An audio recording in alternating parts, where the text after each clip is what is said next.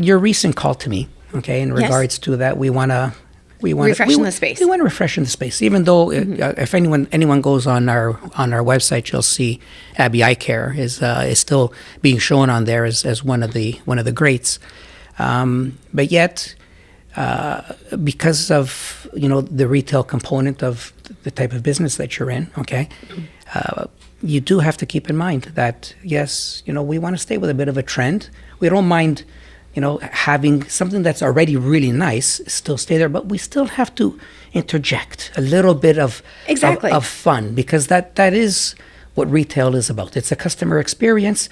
People don't want to feel that they're walking into something that's dated, or that, year after year after year. And we pride ourselves on keeping up in all aspects in terms of our equipment and our frames. And I think if your showroom starts to look like it's dated, then it doesn't give that same appearance. So although I think you did an amazing job, and we did this about 10 years ago now, if you can believe that, and it still does look great. Yeah. I do think the colors are a little bit dated, and I'd like to, bring it forward, bring it into 2025 and update the look of it. I know we're running with carpet right now, and I love the hardwood look that everybody kind of has going on. Even the colors of our cabinets, it's a wood, but it is a dated look, and possibly even our countertops to bring it sort of more into that sort of quartz look that's in right now. So I think the layout was fantastic. I don't know that we have to change very much there, but it's more the look, the paint, the carpet, and then the look of the woodwork. Yeah, well, like your office rotation. Well, there's only so many ways. Okay, like when we design the footprints, being brought up in Toronto, which the little New York where real estate is crazy expensive. I was taught to use every square inch, not every square foot. Yes. So as long as your footprint is laid out correctly from the beginning, then the only big costs that you're going to be incurring is the refresh. Exactly. We're not moving 5 walls. We're not relocating all the plumbing, all the lighting and all this stuff, because your original footprint is already at 99%. Yes. Right. So that's that. Other than, again, introducing more equipment that you might have to, a little bit of elbow room. That's right. For so those are the two aspects where we do have to make a couple structural changes to the walls. One is our pre-testing area, because as every optometrist knows, the amount of equipment that comes out and the amount of equipment that is really crucial to how you run your practice, especially if you get into some of the specialties like dry eye, age-related macular degeneration, myopia management. This new equipment comes out, and there's, for most of us, there's nowhere to put it. So in this case, we do have to make some minor adjustments to increase our pre-testing area. And then the one other big thing for us is to create a treatment room. So right now we have our dry eye practice running out of one of our actual exam rooms. We have 4 exam rooms. So that exam room sees patients 2.5 days a week, and then 2.5 days it does dry eye treatments. And we're running out of space for those dry eye patients. So we now have to find a single home for that dry eye for that equipment. Application. Yeah, exactly. Yeah. When did you start with the dry eye? Oh gosh, that was about, I think, 2022. So we're 3 years. You're in your now. 3rd year. Yeah. Okay. We're live. Well, we're live here. Right. Let's Okay. Give me your feedback, okay? Because I'll tell you first. I'll tell you okay. what I'm getting, what the take I'm getting on this industry, okay? Because again, we started pushing this about 3 years ago. Same Right. thing. Yes. We started pushing it when we did Eyes on Shepherd. Yes. Okay, which is probably going to be in our 4th year now, because we did that during COVID. And just like vision therapy, it was a learning curve for us. Mm-hmm. It's a different type of business, right? You can run separate books if you had to. Okay. Yes. And what I had learned with vision therapy is that if it was run correctly, it's a very successful business. Okay? Over and above the fact that you are helping people, right? Mm-hmm. And giving them an option other than going under the knife. Okay, yes. That you're giving them an option. When we started with the dry eye and finding out that the same equipment is being used for wrinkles and freckles and potential Botox and potential all this microneedling and all this stuff, it kind of opened up this ray of light saying, oh my God, so we have the customer already inside. Yes. What else can, not to sound like a used car salesman, but what else can we offer this customer? Because they're already inside, which obviously is going to benefit you, not just financially, but even in credibility, in the fact that you're like a one-stop shop, and they have a trust factor going on with, already, I love my doctor. I love that office. I love the staff. So you already have credentials that are drawing that customer to buy these services from you. So what's your take on that now? So my take on this, I think you're absolutely right. For a lot of my colleagues, they have gone above and beyond dry eye treatments. They now have basically a Medi-Spa within their clinic, and it's thriving. Jeff and I's position is a little bit different. And the reason is we have a med spa right next door to us. And unfortunately, that med spa has restricted us from doing any spa work. Mm-hmm. So that, I think, is why we paused a little in taking in the equipment, because we thought, all we're going to be able to do is dry eye. Is it going to be worth it? Well, I'm here to tell you that absolutely. Within 2 years, we've paid off our equipment, and we realize, yes, even if we concentrate on just doing dry eye treatments, there is a need, and if you do it right, there are more than enough patients. We have hardly done anything to go outside of our immediate patient base, and I think a lot of that has to do with the age of our practice now. The practice is 20 years old. We do have a lot of people that are in their 40s and 50s, and that tends to be when meibomian gland dysfunction starts to really present itself, where you have to do treatments beyond your drops and your heat masks and your cleansing. This is sort of the point where patients have the money to do something, and the problem presents as more moderate, so they want to do something. Well, correct me if I'm wrong, though. What I'm also hearing out there is that even some of the younger generation have this problem. They don't know how to diagnose it. They don't realize that they have this problem. Yes. And like myself, I've got it. Okay, I know I've got dry eye, right? And I'm in the business. Yes. And it took me a brick in the head until I said, oh my God, I got to give in. I do have dry eye, right? So this is what I'm hearing, is that there's some education that has to be sent out there or explained to the patient/customer that's walking through your door of this potential that is happening. Absolutely. So you've got the younger people, especially if they're in a job that requires them to be on a computer for a number of days, they're experiencing that dryness much faster. And then you've got the occasional even child who has incredible dryness, especially if they've been on any type of medication to treat acne. So Accutane is one of the worst in terms of causing that dryness. So I think, yes, you're right. They come in, and I think that the very first thing a younger person will say to us is, wow, my vision feels like it's changing. I have a hard time. Sometimes I can see properly. Sometimes I can't. So they just think, I need to update my glasses. And then we look at things. We realize, no, the prescription is actually working quite well still. But we look at their glands or we look at their lid margin and realize, wow, they really have dryness, and that needs to be addressed.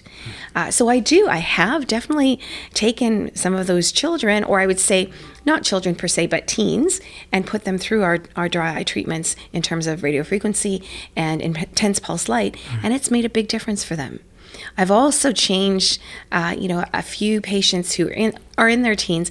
I've had their dermatologist change their medication because Accutane was leading them down a slippery slope where I could just see the glands were atrophying. And as much as it was treating their acne, we had to find a different way to treat that to save their dryness.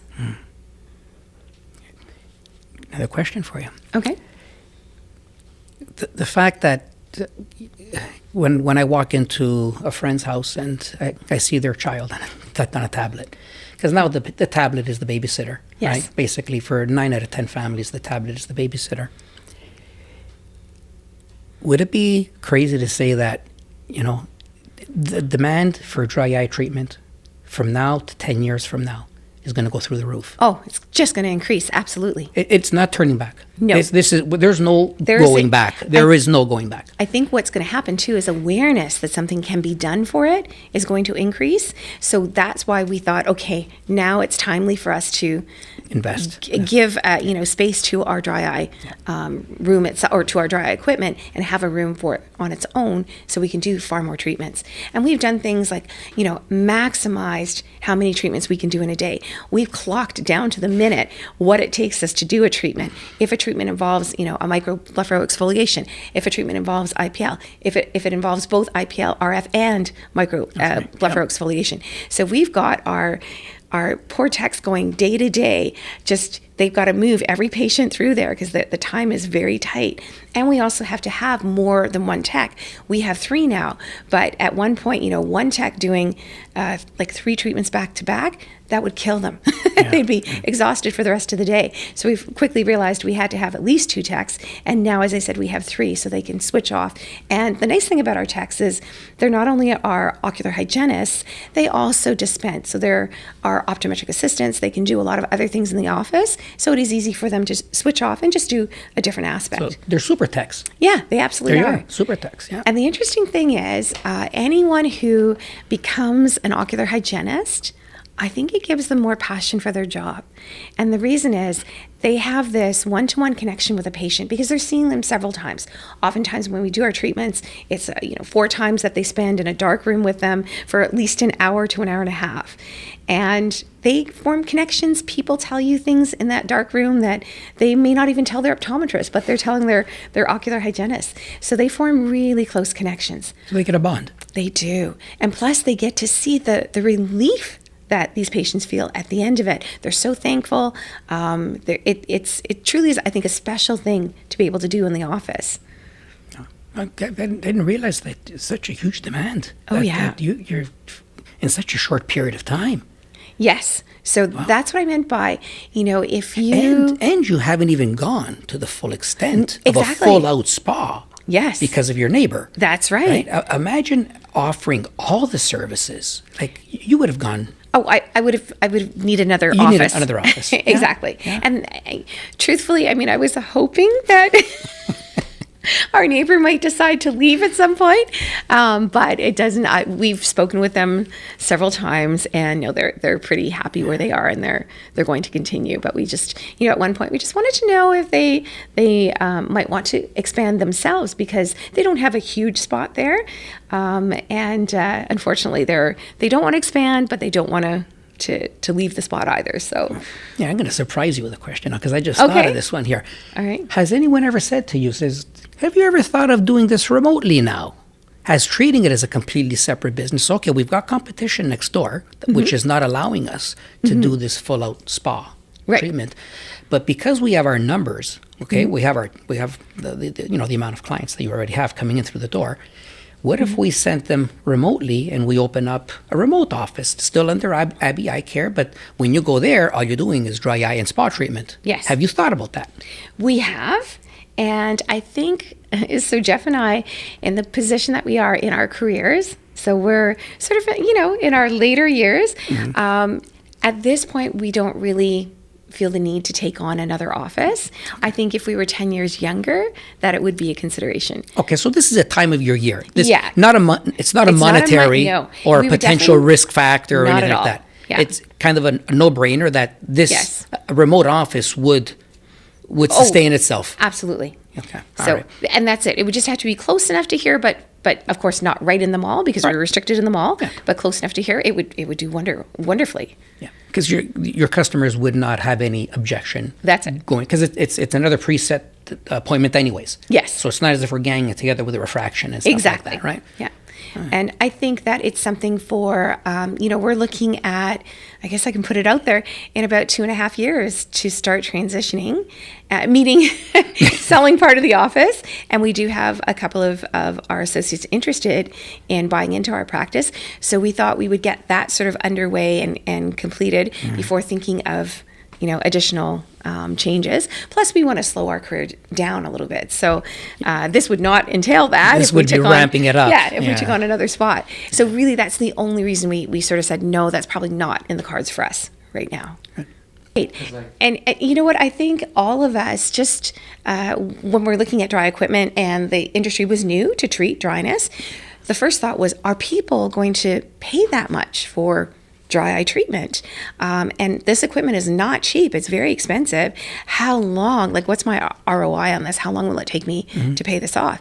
And I think, Jeff and I crunched the numbers and we looked at it and we said, okay, if we can pay this off in 5 years, it's a viable model for us.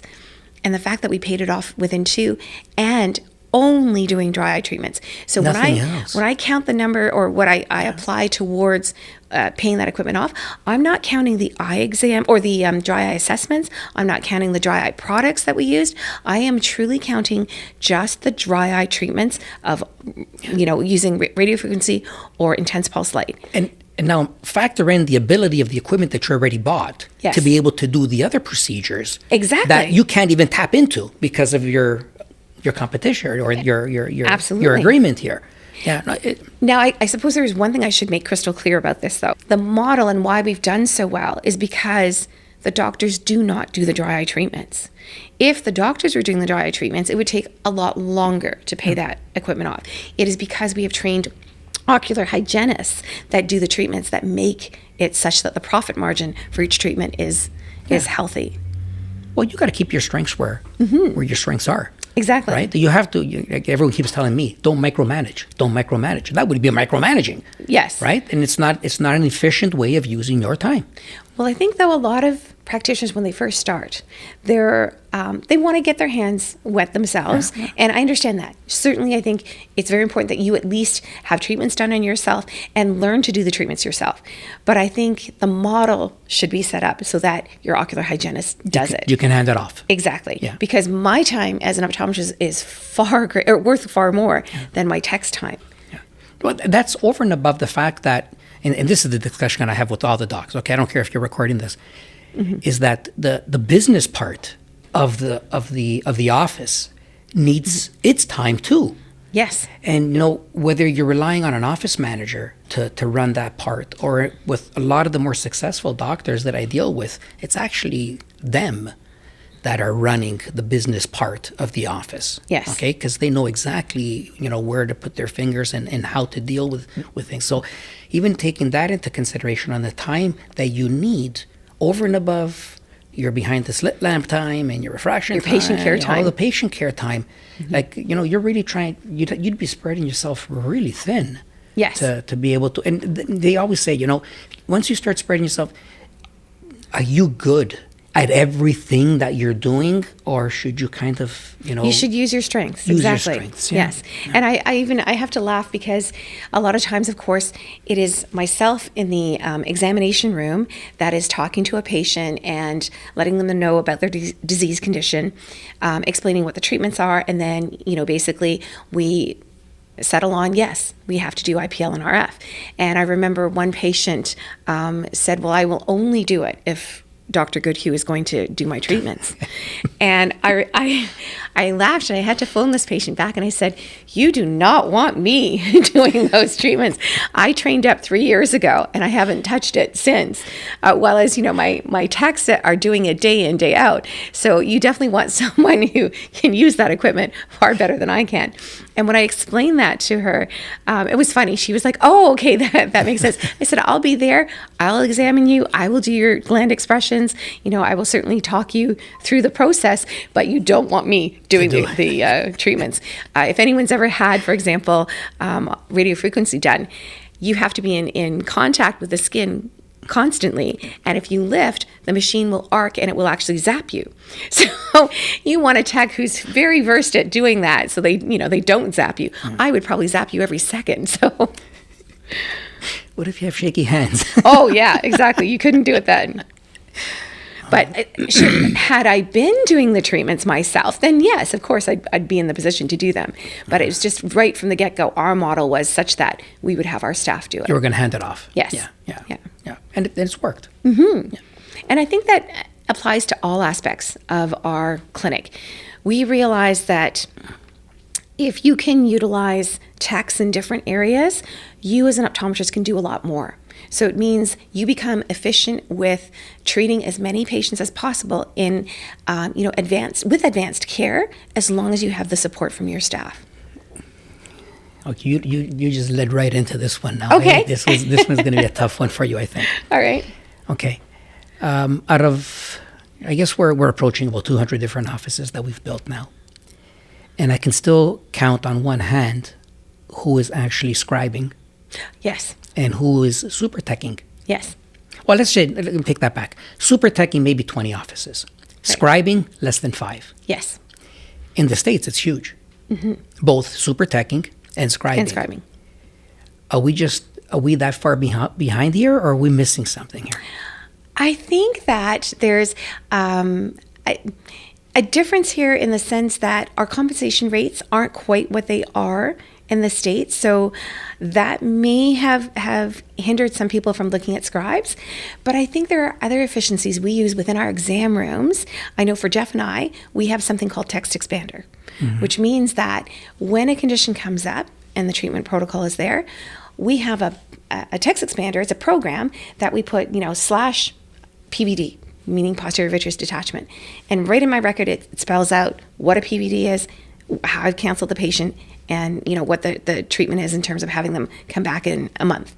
So I don't feel like what I enter, because I have these different text expanders, takes that much time. So it's not as necessary to have a scribe. A lot of our exam form is auto-filled, and there's just a few little changes that I have to make. Now, if I was writing volumes myself, then yes, it would make more sense. But I feel like because we've gotten this text expander and are able to sort of, like I said, do a backslash it's quick. And the condition, we actually don't have that much So it's almost like shorthand. It is. Right? It's complete shorthand. It's shorthand. Yeah. What about if I say to you, why are you still refracting? Right. Why do we need your ability, behind the slit lamp and behind the diagnosis, to say 1 or 2, 3 or 4, A or B? That's it. So definitely, that is another thing you can do. The reason, again, I think everybody sets things up differently. Definitely, it's more efficient if you can have your techs do that, because that frees up your time. But that only works if you have the room, meaning that the doctor can work out of 2 rooms, so they're seeing another patient here and then coming back and seeing a patient here. We actually don't have the luxury of having 2 rooms per doctor. We have 4 rooms, but 4 doctors are going at that time. Oh, so it's not even an option so for it you. doesn't, No, it's not an it doesn't option make for an you. option, or it isn't viable for us. But I think that is a golden way to do things, especially if you are in a more remote area where it's harder to get optometrist coverage. Then you can work out of 2 rooms and have your tech do a number of the tests for you. We do, to a degree, do that. Our pre-testers do quite a bit of our workup before we get into our rooms and do things. But that the amount of rooms we have, or exam rooms, I should say, is what limits that's the limiting us. force Yeah. right there. So the case history is still done by the staff before everything happens. Yes. So I get it. That's right, because we do have some doctors. We actually, one in particular, I won't say who it is, but it's one person that runs 4 lanes. Right. And it's like an assembly line for them, right? And exactly for that reason. So that Absolutely. they just she's using her expertise. And that's sort of the dental model. I mean, you don't sit, you go in for an exam with your dentist and you spend more time with your hygienist than you do with your dentist. Dentist comes in, takes a cursory look, orders a few tests. If you need anything further, we'll come in and fill a cavity. But the rest of the time you're spending time with the dental assistant and then the dental hygienist. So then, if I were to say, Tina, you know what? We're moving you into a space that you're going to operate with 10 lanes. Oh my gosh. It would change things. It would change things immensely. The way that it would. Frank, I could probably work one day and do what I do in 4 right now. Yeah. So space and the design, it has that's when things come into play. Again, the reason we're talking about this too is that when doctors plan on, what size should we be looking at, and I have to go through the whole slew of everything to try and educate them on what how far ahead are you booking right now?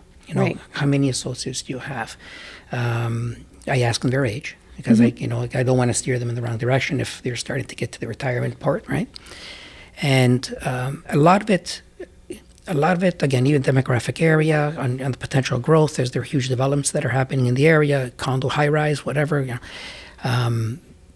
And you're trying to guide them in a way of saying, your return on investment, right? You don't want to be spending, $100, $200, $300, $500,000, and then find out in 3 years saying, oh shit, I need to expand again. what happened here? Yeah, it's one thing, just like where you're doing now is just a refresh compared to a complete tear down or a relocation, or even additions. When you're adding to your space, right? You have to. You know what that's about. Yeah. Well, we did that once. Yeah, so we 10 years in, we had to double our space, and that's what we did. And now we're at a point where if we had the ability to triple our space, I would do it in a heartbeat. Yeah. I would not be doing a refresh. I'd be doing a complete gut. Yeah. But the truth is, we tried. I think we went to our neighbors. We tried to see if we could steal space from anyone. There is no spot in the mall that's bigger. We tried to have a mezzanine put in. We asked our landlord about building an actual other structure. Yeah. And he sort of laughed at us and said, well, if you were the LCBO or something, yes, we would do that for an anchor tenant. But they don't get it. We wouldn't do it for, a small business. We looked at like a 3-kilometer radius around us at available space, and nothing worked as well as this that would give us more space. So we just realized, okay, we're not going to be able to expand at this point. We're going to have to make do with the space we have, but what can we do within the space we have? Make it work. Yeah. Actually, hopefully, maybe some developers might listen in on this podcast, okay? Because, and I can speak freely because I came from high rise, okay? So for whoever doesn't know me, I've been in construction ever since civil engineering, and my background is building. I built about 4,000 homes, and then I went into running high rise.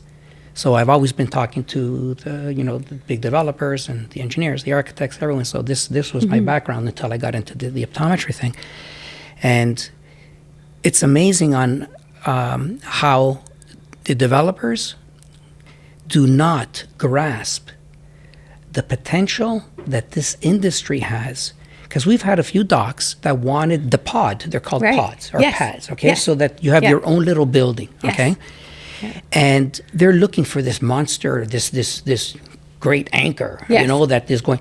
They don't realize that this is long-term. Longevity of our businesses, just like beyond, and the demand for that industry. So for any developer that's listening to this, open your freaking ears, and take this serious. Maybe you can take care of the freaking part, okay? But they have to.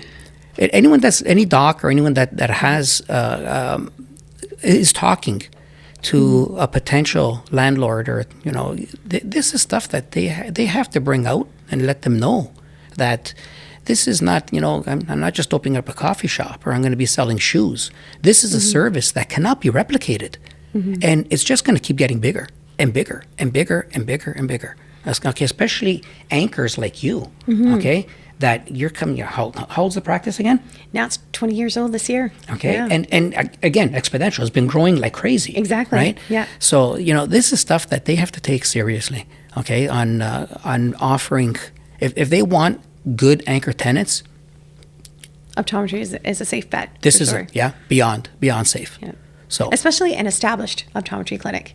Because we're, like I said, we still keep growing, and I could have easily absorbed 3,500 to 3,600 square feet easily. Yeah, but add it on. I just can't get it. So, Yeah. Oh, pardon me, not added on. So we're 2,400. I could have absorbed another 1,200. Up to 3,500 feet. Yeah, exactly. Even more. Possibly. I was going to say the sweet spot for us would be somewhere between 35 and 4,000. And 4,000. Well, the fact that you have such a demand. Okay, let's correct it again. If you didn't have your competition next door, and that you had that full-out spa treatment here, no-brainer. You'd have again that would affect your square footage again. Yes. Right. Yeah. So there's a lot of information that I'm finding is not getting out to the doctors, whether they're not asking the right people, or they're not doing the right research. But you're in an industry that, like I said, all I see is epidemic proportions happening. That the demand is just going to go absolutely through the roof. And again, it's like you said, even for the areas that are really hard to find doctors, because that's the other thing I hear from docs. They're really hard. It's really hard to find an associate to come in. I think our industry went through a couple of really interesting things. Number one, we had some very big retailers from other countries come in, and the demand on our manpower was huge because they were trying to hire at the same time that we're trying to hire. And we're not talking just one entity. There's about 3 of them that came in to the landscape at once. So the demand for an optometrist was quite great. And that's why we're behind the 8 ball. Second to that, we've been talking about trying to start a second school in Canada, for decades, and it's not taken off. There's a plan in the works that maybe we might be able to have a second school start. Pardon me, I should say outside of the French school. There is a school in Montreal that is for French-speaking people, but in English-speaking Canada, there is just one school of optometry. So I think the limited numbers that we can provide in terms of English-speaking Canada and optometry has also fed into the fact that we have such a demand right now because our population is aging. So the demand for eye care is going up. It's going up, yeah. Jeff was the president of for a while, okay? And if I could reach out and ask a question through him directly to Waterloo. Yes. Why, with all the awareness of the need for a business course that should be implemented as part of their program, why don't they take it serious? Why can't they do this? I do believe they have. So I know that a dear colleague of ours, Dr. Howard Dolman, teaches a course on business, and I think that they as part of optometry. Yes. As part of Waterloo. As part of Waterloo. Okay, yes. So he's credited from Waterloo. Yes. Yes. Okay. He's part of the optometric program. Okay. He teaches it's either a 3rd or a 4th year course on business. And I think he does a really good job of trying to introduce as many things as possible that a practitioner is going to face. But the truth of the matter is, if you're not utilizing that information right then, it's not like if you teach me how to use a slit lamp in optometry school, I'm using that slit lamp tomorrow.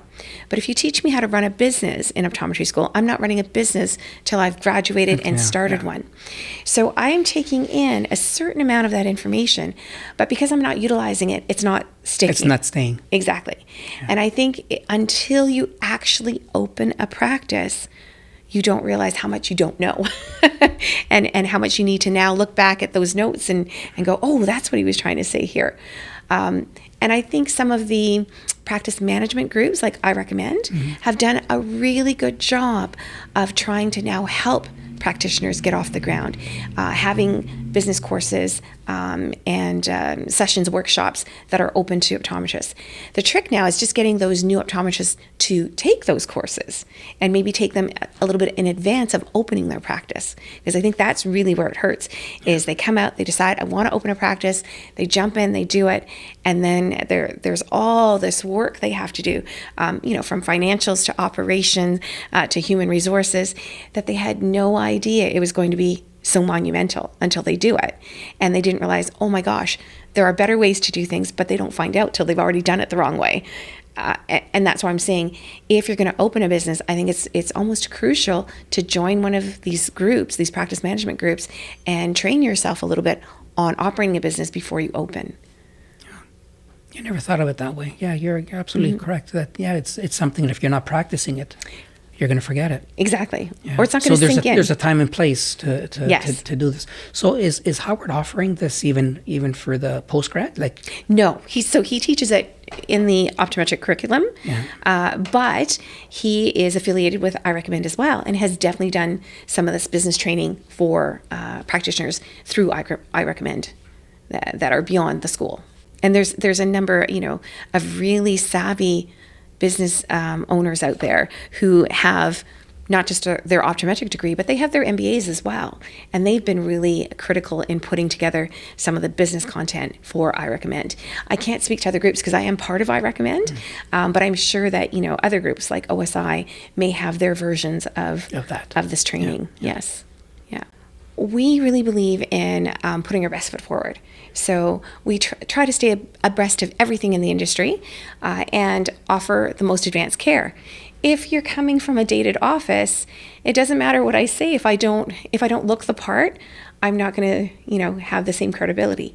So I think the visual part is very important. Exactly. If I want people to know that, yes, we are absolutely up to date and offering the latest in technology, my office can't look like it's dated. So that's truly one of the reasons.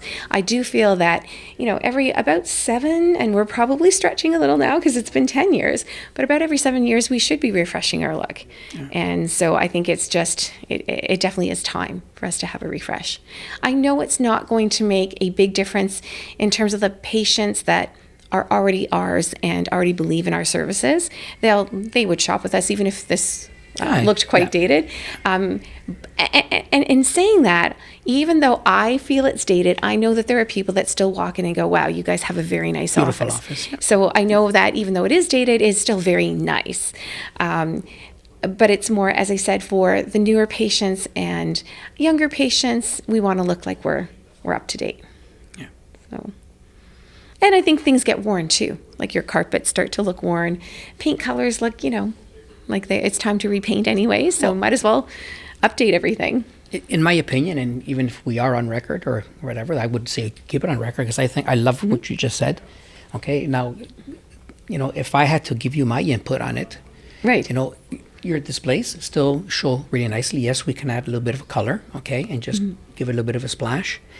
But if you said, Frank, what would you get rid of here? Yes, Frank, this dinosaur okay. would leave. It would leave. I would go with a much more modern, right, easier approaching desk. Okay. I keep saying always like the Genius Bar.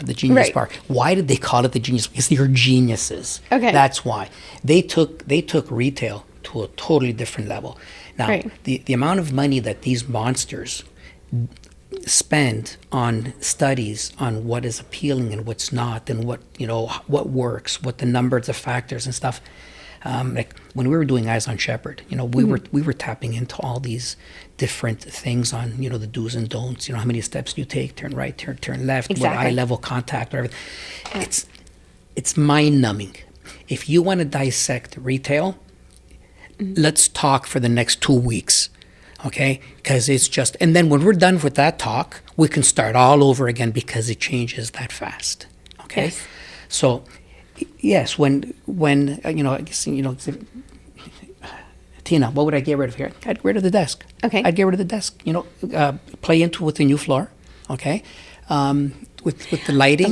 The lighting has to be modernized. Yes. Okay, because this is still even though you can, they're still decent fixtures, but this is not what the expectation. I think that the lighting can definitely be modernized. Yes. Even the like the color and stuff that is being emitted. Right. Again, we did a study on that, on what colors work, what color should the frames be at. What intensity do we have to. See now I'm advertising as I evolve. Okay, so for whoever's listening here, so when we go through the design stage here, we put emphasis.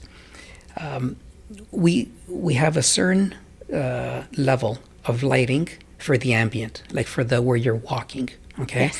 Then we have a certain level for the dispensing area. Then we have a certain level for the sales area for what we're actually trying to sell. Okay, or you're drawn to light. Yes. Okay, so when you're walking into these really bright offices, they think that it's all the general light that they need. Oh, my office got to be bright. No, it does not have to be bright. Right. And if anyone wants to see how this really works, please go onto Eyes on Shepherd, where you walk into the office and they have zero general lighting. Okay. The lighting that is generated in their office is a reflected lighting off of their clouds, okay? Because they've got like 30 odd clouds, and it's only some of the ambient light that's bouncing off of that, which is what we're controlling the environment to. Because there we change color temperatures, right, to reflect the time of day, but you're drawn to the light. The displays are Yes. the ones that have the focus on them, right? So that when you walk in, you're drawn to the displays. eyewear, to Yes. what you're selling. Exactly. Okay? And again, we're not thinking, oh, but it's we're more of a doctor's office. Then don't sell frames. Right. Okay, if that's the mentality you have, and okay, this is the rough side of Frank now, okay? If you have that mentality saying that, oh, but I'm a doctor, doctor comes first, I agree with you. That's not what you have to rub in their face. They already know that they're coming to see a good doctor. What I have to rub in their face Or what is you want to attract them to. what I want to attract them to, the polite way. Okay, the polite way. Is your other part of the business. Yes. Okay, so you got diagnostics and you got retail. You guys are blessed that you have that ability to have that extra business. Okay, Yes. which if done correctly is a big chunk of It's a your huge income. part of it. It okay? often pays for what we do on the medical side. In conclusion, thank you very much. Okay, Oh, well, it's been a pleasure. for this chat and for this, hopefully some education for the docs. Okay, and hopefully we can have another one. I love just being able to, share our experience with them. Well, and- I'd love to sit with you at the end of the process and let sort of people know what did we do to refresh the space. yeah. So maybe you can get a shot of the before and after, and then we'll touch base again, and we'll talk more about your office than how Okay. we're educating the docs on this. All right. All right, thank you.